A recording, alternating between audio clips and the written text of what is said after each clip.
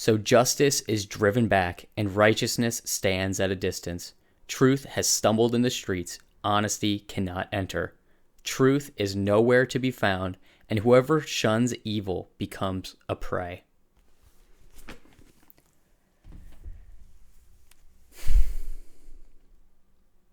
What happened yesterday is jarring, and I am just so deeply grieving in my spirit. I honestly couldn't even sleep last night, which is weird for me. I don't have much to say about everything that's going on, and there's still a lot of details that we're still trying to figure out.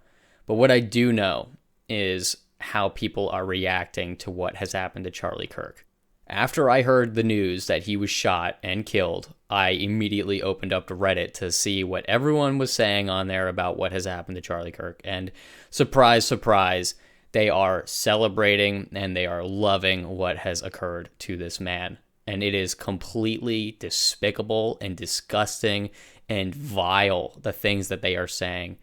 That they think that what has happened to him is justified, that he deserved it, that he got what was coming to him because of so-and-so thing that he says, because he's not pro-LGBT, because he's not pro-trans, because he, talks out against abortion and the complete depravity and evil that is occurring in this country, that because he did all those things and because he supported the Second Amendment, he deserved to be killed for what he did.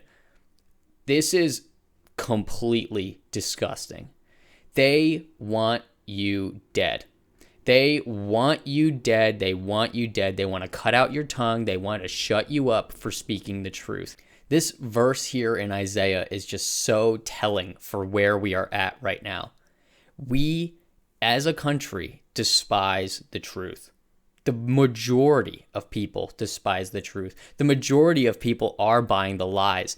And what has happened to Charlie Kirk is just indicative of what they want to do to everyone who speaks the truth. They want to kill everyone who talks out against the evil.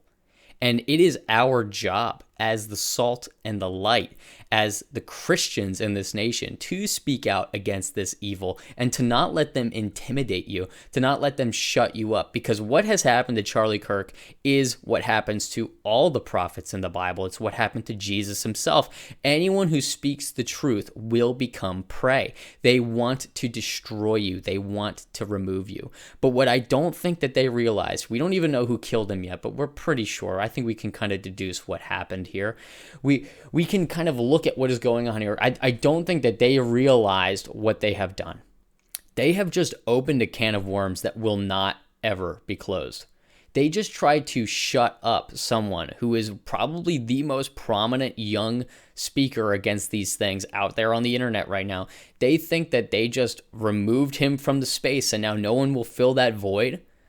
They have no idea what they just did. They tried to shut him up, but I guarantee you, I promise you, there will be hundreds, if not thousands, of other young men who are going to rise up and fill that void.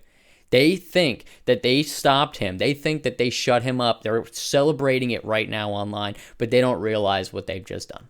They have no idea. And I can't wait to see what happens next. This is the call. Young men, get out there and start speaking the truth. They're going to want to kill you. They're going to want to shut you up. But it is your job to speak light into the darkness, to reveal and uncover the wickedness that is going on in this world right now. You should be speaking out against the abortion. You should be speaking out against the mutilation of children and the mutilation of people's bodies and just the depravity that's going on right now. You have to start saying things because they're trying to shut us up. And it's our turn to start speaking out. Stand for what is true. Resist evil. Abhor it. Despise it. Stand for the truth. Speak it. And just know that even if you may die, you will live. You will stand on God's word. You will stand on the truth. And God will raise you up in the last day. It's a promise. No matter what they do to you, they cannot destroy your soul. Fear God, not them. In this time, let's just mourn and pray for his family. I can't even imagine what they're going through. It's just this grieving process is going to be just terrible for them. And I just think that we need to lift them up in prayer and to consider wisely that this could have been any one of us. Any one of us who speaks truth, this could be us as well.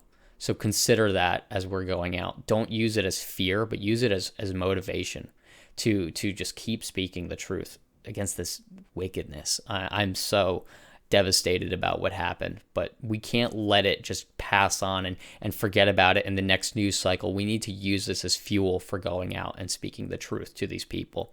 I just really want to see the change. I want to see the motivation. I want to see that fire burn in our hearts, and I want to see people going out. I want to see change.